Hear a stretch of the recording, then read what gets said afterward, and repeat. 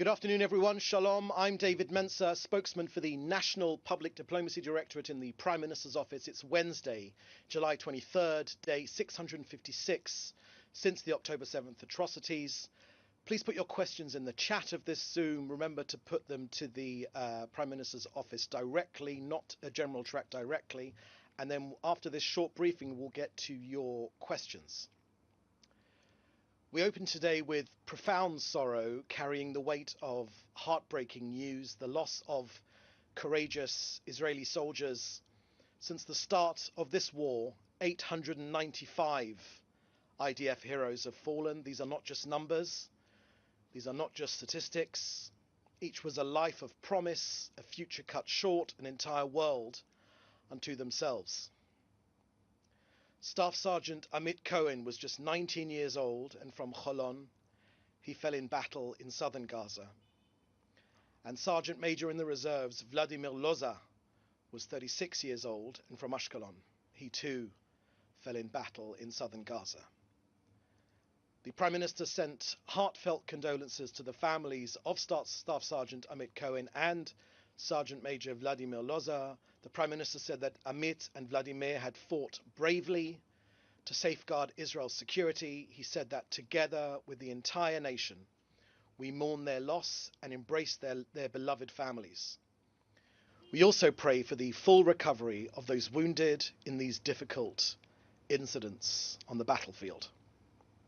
May the memory of our heroes be blessed and cherished forever.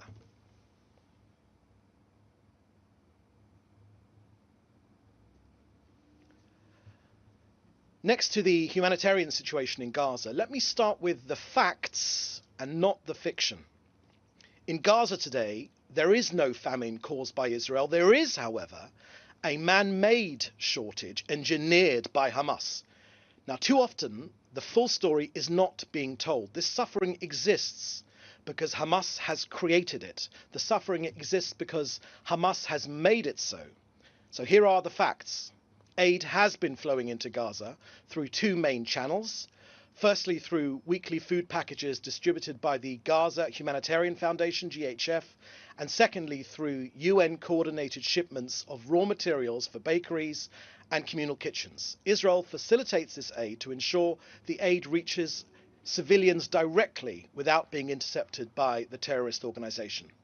Now, these trucks carry food, they carry medicine, essential goods, and medical equipment, are entering continuously, including medical teams from international organizations, which continue to enter as well. Now, let's look at the scale of these trucks going in. I can share with you that COGAT, the body responsible for getting aid in, has between the 19th and the 22nd of July, that's between Saturday just gone and Tuesday, more than 4,400, that's 4,400 aid trucks have entered Gaza. And in the coming week, an additional significant volume of additional trucks will also enter. Now, on board these trucks have been food, of course, but also flour, baby food, 2,500 tons of it, and high-calorie nutrition for children.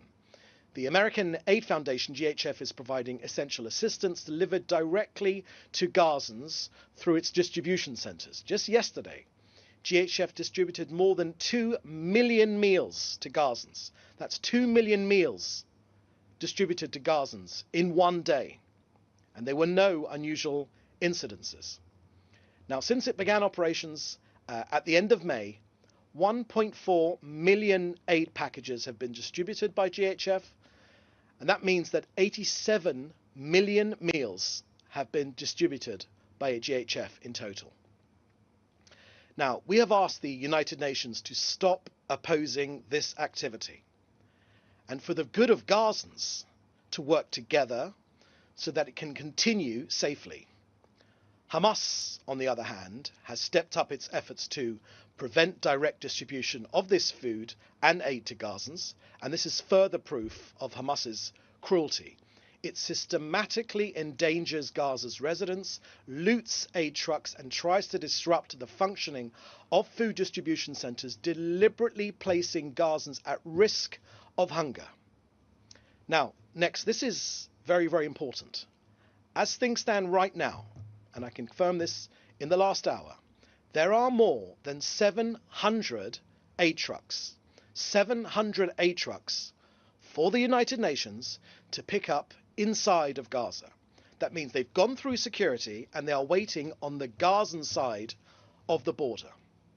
Now, this is a bottleneck which has been caused by the United Nations, and it's the main obstacle to maintaining a consistent flow of humanitarian aid into Gaza.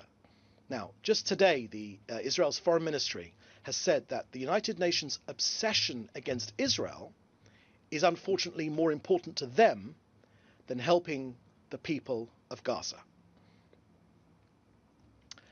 Next, in terms of IDF action against Hamas, I can share with you in the last 24 hours, our Air Force has struck more than 120 terror targets across Gaza, as well as terrorists and infrastructure destroyed by our ground forces. Since the start of this Operation Gideon's Chariots, the IDF have eliminated about 1,500 terrorists. 1,500 terrorists have been eliminated, taken off the battlefield by our armed forces. Israel has also held territory across Gaza to ensure it stays free of Hamas, and also destroyed military buildings, sniper and observation posts, tunnels, weapons, and also other terror assets. Hamas is being systematically dismantled, both above ground and below it. Finally, before we get to your questions, on Syria, where over the last few days we saw appalling attacks by Bedouin and Syrian forces on the Druze in Syria. These have been truly terrible, shocking, barbaric attacks. Look, I can tell you, as you probably know, the Druze are our brothers. Let me make this clear. The state of Israel will not allow harm to the Druze in Syria, and we will continue to protect them from the new Syrian regime forces. And I can share with you as well that today the IDF reactivated the mobile forward facility for triage and hospital treatment of the wounded in the area of Qadar village in southern Syria. And that's to provide medical care to the Syrian Druze population in that area. And we will continue to extremely closely monitor developments in the area, with particular focus on the actions against the Druze civilians. Okay, so that's the end of our briefing here today. Now, please put your questions in the chat together with your name and your news outlet, and we'll take your questions. I can already see there's 6 questions I can see here already. Remember to put your news outlet in your name. Okay, first question I can see here is from Joel Pollock at Breitbart News. And your question is, can you comment on the 109 aid organizations calling for a ceasefire in Gaza, citing starvation